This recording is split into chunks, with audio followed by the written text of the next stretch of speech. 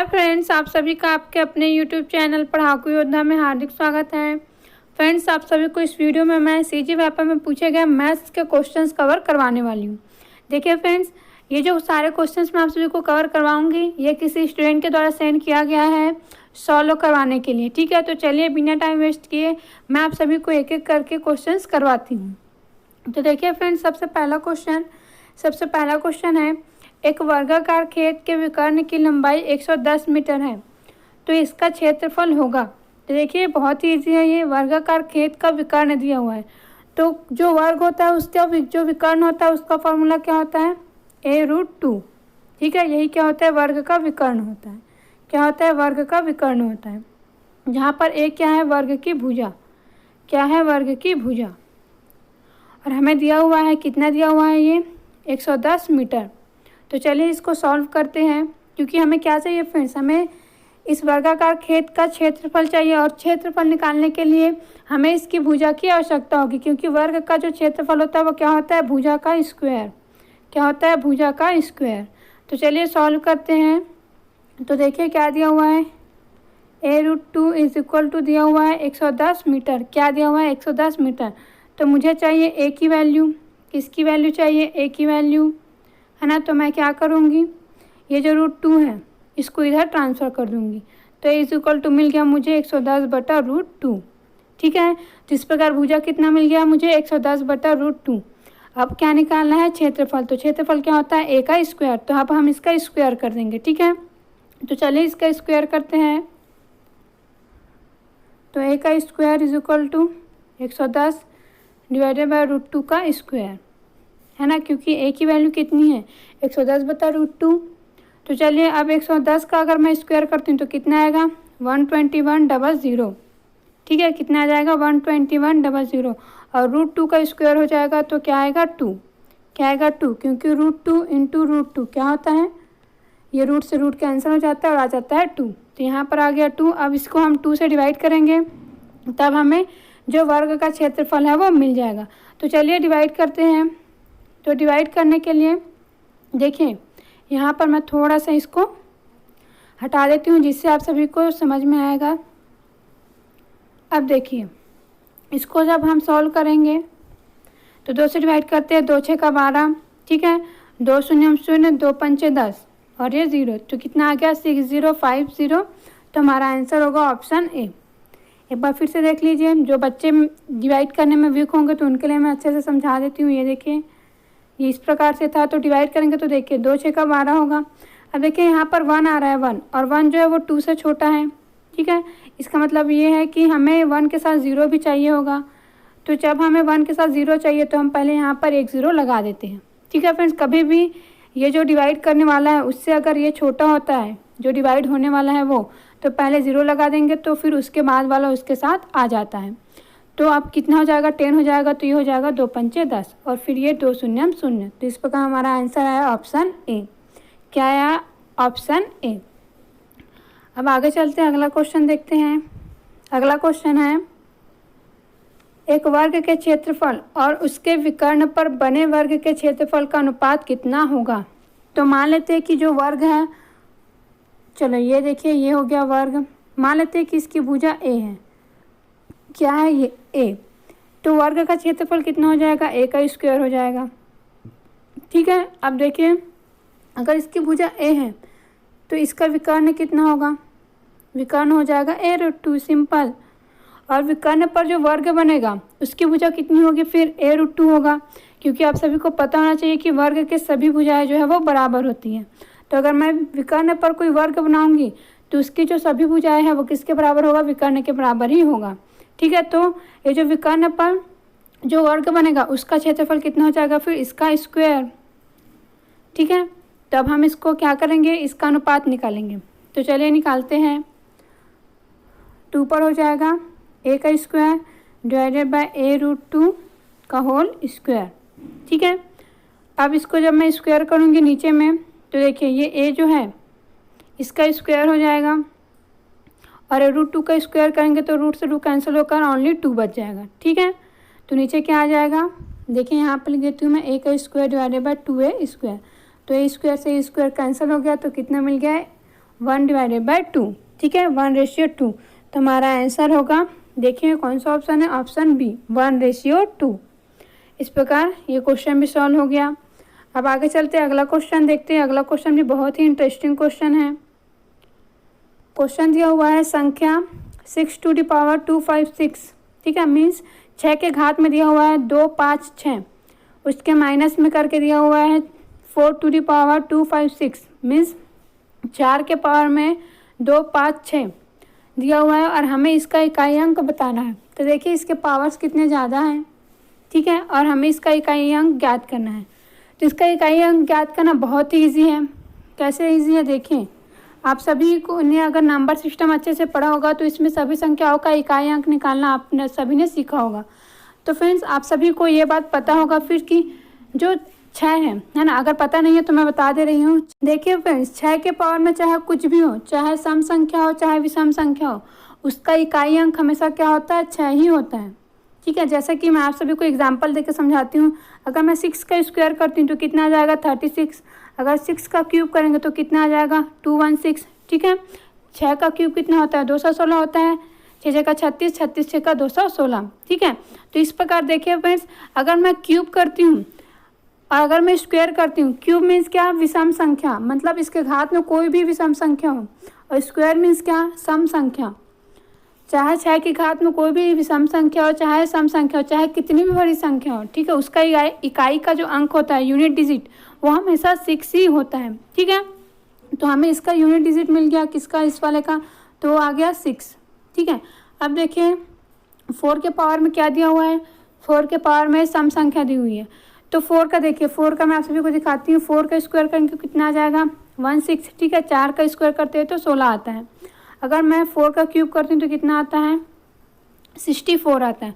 तो आप सभी ने क्या देखा, कभी भी अगर 4 का पावर अगर सम संख्या होता है तो उसका इकाई अंक क्या होता है, 6 होता है। कितना होता है, 6 होता है। और अगर उसका जो घात है, ठीक है, पावर, 4 का पावर अगर विषम संख्या है तब उसका जो इकाई अंक होता है, मीन्स कोई भी संख्या है। यहाँ पर मैं आप सभी को छोटा वाला एग्जाम्पल देके बता रही हूँ, लेकिन आप सभी चाहे कितना भी बड़ा निकाल करके देख लीजिएगा, आपको ऐसा ही मिलेगा। अगर सम रहेगा तो हमेशा 6 होगा यूनिट डिजिट, और अगर विषम रहेगा तो 4 रहेगा, ठीक है। तो यहाँ पर आप सभी को क्या पता चला कि जो ये वाली संख्या है, ठीक है, इसका भी यूनिट डिजिट कितना हो जाएगा, 6 हो जाएगा। और हमें निकालने क्या बोला है फ्रेंड्स, कि इसका इकाई अंक ही क्या होगा। तो देखिए इसका इकाई अंक 6 है, इसका इकाई अंक 6 है, ठीक है। तो दोनों का इकाई अंक 6 है फ्रेंड्स। इसका मतलब ये है कि जब दोनों इकाई अंक आपस में घटेंगे, क्या दोनों इकाई अंक आपस में घटेंगे तो कितना आ जाएगा, 0। तो यही क्या होगा फ्रेंड्स, यही तो होगा आपका इकाई अंक जो क्वेश्चन में पूछा गया। तो हमारा आंसर होगा ऑप्शन बी। कौन सा लाया, ऑप्शन बी, ठीक है फ्रेंड्स। तो इस प्रकार इस क्वेश्चन का आंसर है बी। अब आगे देखते हैं अगला क्वेश्चन। अगला क्वेश्चन है, 2 अंकों की कितनी संख्याएं हैं जो 3 से विभाज्य है लेकिन 7 से नहीं। तो देखिए फ्रेंड्स, इस प्रकार के क्वेश्चंस मैं आप सभी को पहले ही सॉल्व करवा चुकी हूँ, ठीक है। तो आप सभी ने फ्रेंड्स अगर मेरा मैथ्स वाला पिछला वीडियोस नहीं देखा है तो ज़रूर देखिएगा, उसमें बहुत सारे इंपॉर्टेंट क्वेश्चंस मैं आप सभी को करवा चुकी हूँ। तो देखिए इसको निकालने का तरीका बहुत ही ईजी है। हमें उन संख्याओं को निकालना है, ठीक है, 2 अंकों का जो कि 3 से विभाज्य है। तो 3 से विभाज्य 2 अंकों की सबसे पहली संख्या कौन सी है, 12 है। क्या है, 12 है, ठीक है। और सबसे लास्ट संख्या होगा 99। क्या होगा, 99। तो अब हमें क्या करना है कि ये जो 99 नंबर का जो संख्या है, ठीक है, वो कितने नंबर में आएगा, ये जो सीरीज़ होगा इसमें ये हमें निकालना है। कहने का मतलब जैसे कि 12 जो है इस सीरीज़ का पहला पद हो जाएगा। इसी तरीके से जो 15 है वो दूसरा पद हो जाएगा, उसके बाद 18 तीसरा पद हो जाएगा। तो ये जो 99 नंबर जो है, ठीक है, 2 अंकों का सबसे लास्ट संख्या जो कि 3 से डिवाइड होगा। तो ये इसी प्रकार से इस क्रम में कितने नंबर का है ये हमें निकालना है। तो इसके लिए फॉर्मूला होता है, आप सभी ने समांतर श्रेणी पढ़ा होगा, तो उसमें Tnवा पद निकालने का फॉर्मूला होता है Tn = a + n-1d, ठीक है, जहाँ d जो है सर्वांतर होता है, n जो है वो पदों की संख्या है जो हमें निकालना है, ठीक है। और ये जो पद है उसका मान होता है। ये क्या होता है, पद जो है उसका मान है, और a क्या है, प्रथम पद है। तो चलिए इस फार्मूले में रखते हैं। आप सभी ये फार्मूला लिख लीजिए, क्या है, Tn = ए प्लस एन माइनस 1d। एक बार फिर से बता देती हूँ, डी सर्वांतर है, मीन्स जो डिफरेंस है ना, पद जो सीरीज़ है, जैसे कि 12, 15, 18 करके ये सीरीज़ बन रहा है, तो इसमें दो पदों के बीच की जो डिफरेंस है, मीन्स दो पदों के बीच का जो अंतर है ना, वही क्या है फ्रेंड्स, सर्वांतर है। तो कितना है, 3 है, यहाँ पर भी 3, मीन्स डी की वैल्यू कितनी है, 3 है। और एन क्या है, एन है फ्रेंड्स पद की जो संख्या है, मीन्स वो कितने नंबर का पद है, ये जो है वो एन शो कर रहा है और ये उसका मान शो कर रहा है। तो चलिए अब हम इसमें रखते हैं। तो सबसे लास्ट पद है 99 इज इक्वल टू क्या है, ए क्या है, 12 है, एन हमें निकालना है, तो एन माइनस 1 डी, डी कितना है, 3 है। तब हम इसमें रख दिए हैं, तो 3 का अंदर इंटू करेंगे तो 3n माइनस 3 हो जाएगा। ठीक है, अब इस 3 से इसको घटाएंगे, मीन्स 12 से घटाएंगे क्योंकि यहाँ पर माइनस साइन है, तो यहाँ पर हो जाएगा 9 प्लस 3n। अब इधर है 99, तो अब हमें क्या करना है, ये जो 9 है इसको मैं इधर ट्रांसफ़र करूँगी, तो इधर ये प्लस है तो इधर जाके माइनस हो जाएगा। तो 99 में मैं 9 घटा दूँगी तो कितना मिलेगा मुझे, 90। ठीक है, 99 में से अगर मैं 9 घटा दूँगी तो कितना मिल जाएगा, 90। ठीक है, तो ये हो गया, कट गया। इसको इधर सेंड कर देते हैं। मैं डायरेक्टली इसको लिख रही हूँ क्योंकि ये उतना बड़ा कोई है नहीं, यहाँ पर आप सभी को इजीली समझ में आ रहा है क्योंकि ये क्या है, सिर्फ जोड़ना घटाना है। अब देखिए मुझे n की वैल्यू चाहिए, तो इधर अब सिर्फ कितना बचा हुआ है, 3n बचा हुआ है, तो n की वैल्यू चाहिए।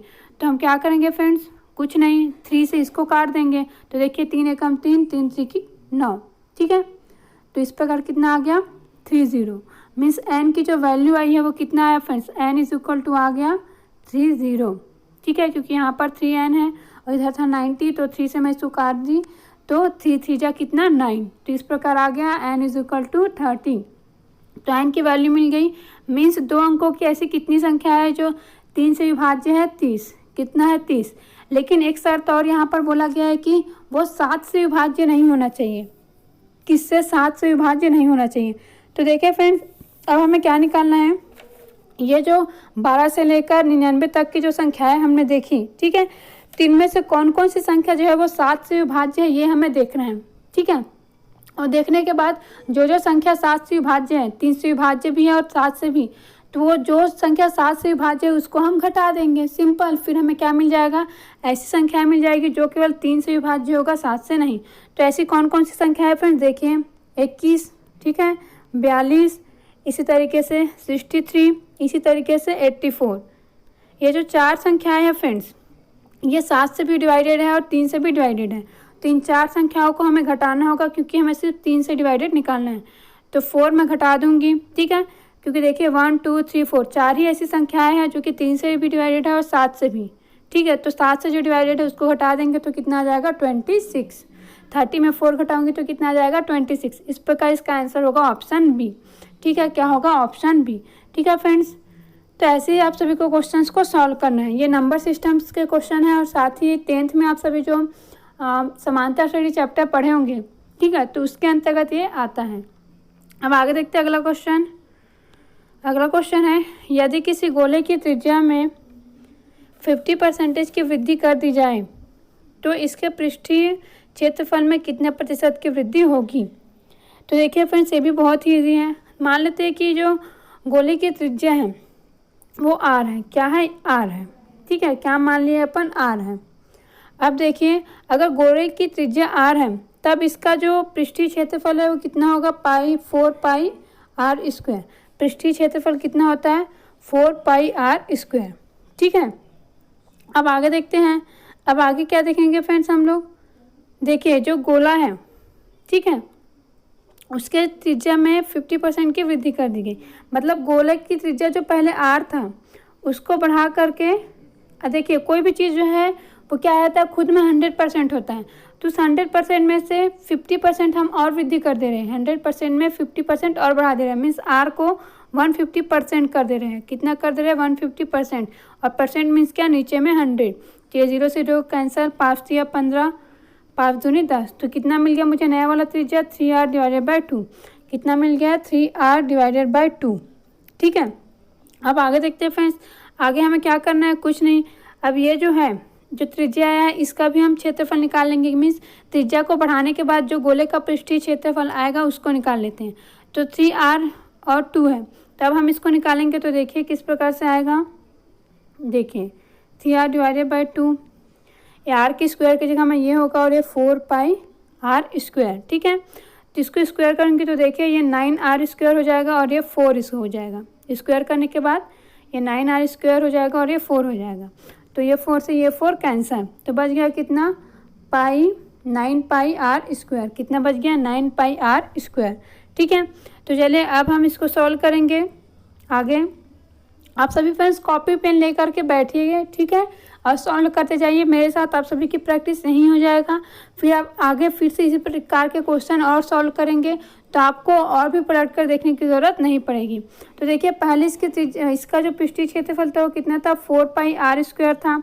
ठीक है, अब जब 50% वृद्धि कर दी गई है, ठीक है, किसमें त्रिज्या में, तब कितना निकला है फ्रेंड्स, तभी हमारा निकल गया है 9πr²।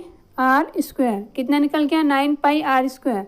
तब हम इन दोनों को घटा देंगे तो कितना आ जाएगा 5πr²। कितना आ जाएगा 5πr²। ठीक है, अब ये जो 5πr² आया है यही क्या है फ्रेंड्स, यही तो वृद्धि है। मीन्स पहले 4πr² था, अब वो कितना हो गया 5πr²। अब देखिए ये जो वृद्धि हुआ है वो किसके रिस्पेक्ट में हुआ है, पहले जो पृष्ठीय क्षेत्रफल था उसके रिस्पेक्ट में हुआ है।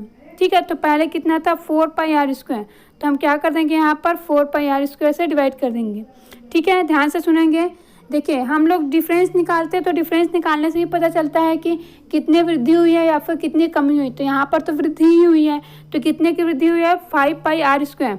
लेकिन यहाँ पर अगर हम ऑप्शन देखें तो परसेंटेज के फॉर्म में दिया हुआ है, तो हम इसको परसेंट में चेंज करने के लिए क्या करेंगे, हम ये देखते हैं कि जो वृद्धि हुई है वो किसके रिस्पेक्ट में हुआ है। तो किसके रिस्पेक्ट में हुआ है, जो पहले था क्षेत्रफल, पृष्ठीय क्षेत्रफल कितना था 4πr², उसी के रिस्पेक्ट में वृद्धि हुआ है। एग्जैक्टली, तब हम क्या करेंगे, अब ये हो जाएगा 5πr² divided by 4πr² cross 100।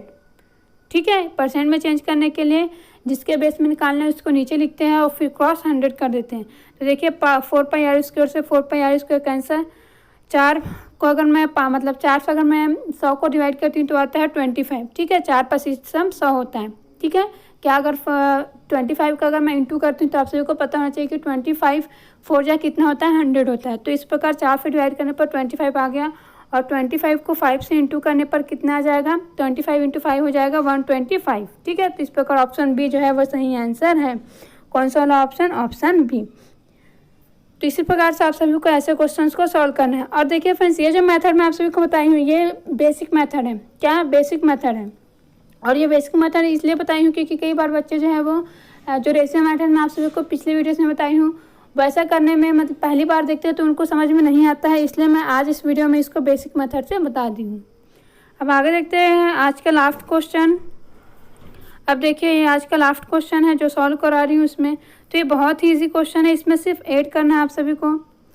देखिए अब ये जो दिखाई दे रहा है आप सभी को, यहाँ पर इसको हम क्या पढ़ते हैं हिंदी में 111 सहित 1/2 क्या पढ़ते हैं, सहित करके बोलते हैं। तो एक्चुअली में ये क्या है, ये जो इस प्रकार से लिखा है ना, तो यहाँ पर बीच में क्या है, इन दोनों के प्लस का साइन होता है। क्या होता है, प्लस का साइन। ये जो है इसको मैं ऐसे भी लिख सकती हूँ। ठीक है, 111 + 1/2। ठीक है फ्रेंड्स, जो बच्चे नहीं जानते होंगे मैं उनके लिए बता रही हूँ। तो इस प्रकार मुझे क्या पता चला कि ये सभी जो है प्लस में है। ठीक है, तो ऐसे ही मैं इसको भी 111 + 1 डिवाइडेड बाई 6 लिख सकती हूँ। तो ऐसे ही मेरे पास 111 कितनी बार आ जाएगा, 1 2 3 4 5 मीन्स मिल गया मुझे 555। कितना मिल गया 555। अब बच क्या गया फ्रेंड्स, देखिए अब जो बचा है उसको सॉल्व करते हैं अपन।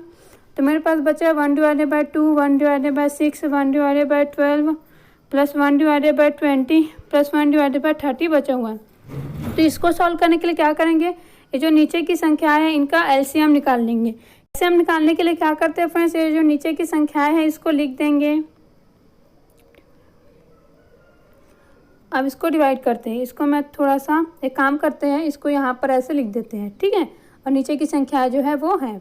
अब 2 से सबसे पहले करेंगे तो 2 × 1 = 2 2 × 3 = 6 2 × 6 = 12 2 × 1 = 2 तो ये 10 आ जाएगा। फिर 2 × 15 = 30। ठीक है, 2 × 1 = 2 2 × 5 = 10। यहाँ पर हम भागफल को लिखते हैं, आप सभी को पता होना चाहिए। फिर इसको हम क्या करेंगे, फिर से 2 से डिवाइड करते हैं तो 1 3 2 × 3 = 6 2 × 5 = 10।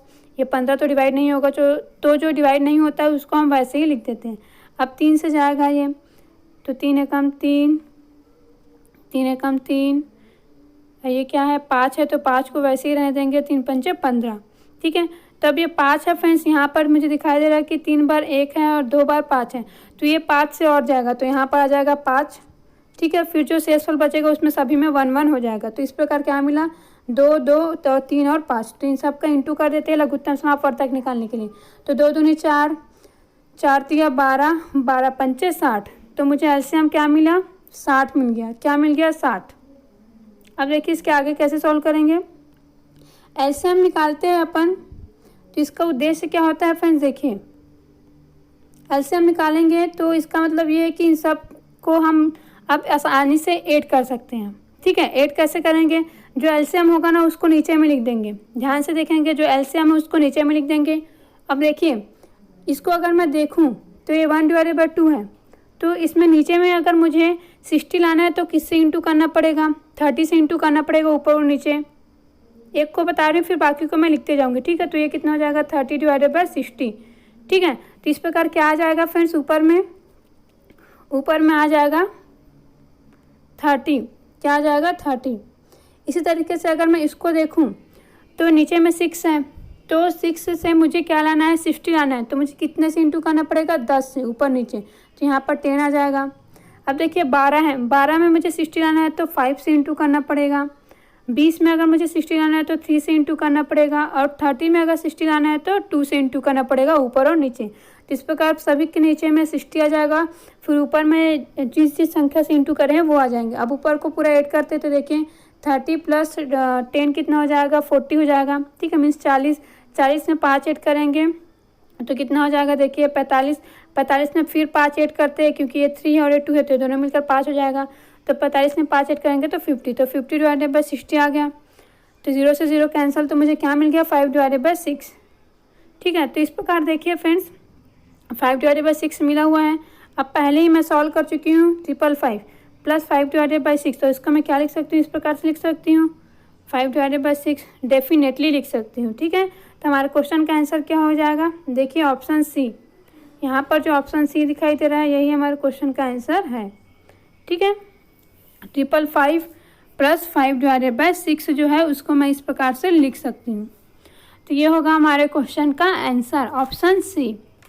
ठीक है फ्रेंड्स, तो आप सभी जो है इस क्वेश्चन को इसी प्रकार से सॉल्व कर सकते हैं। इस प्रकार का अगर कोई भी क्वेश्चन देता है तो आप सभी को ये वीडियो कैसा लगा कमेंट करके ज़रूर बताइएगा, और कोई भी डाउट आया हो तो बेशक कमेंट कर दीजिएगा। और फ्रेंड्स जो भी नए बच्चे वो हमारे यूट्यूब चैनल को सब्सक्राइब ज़रूर करिएगा और ज़्यादा से ज़्यादा लाइक और शेयर करिएगा। And thank you friends.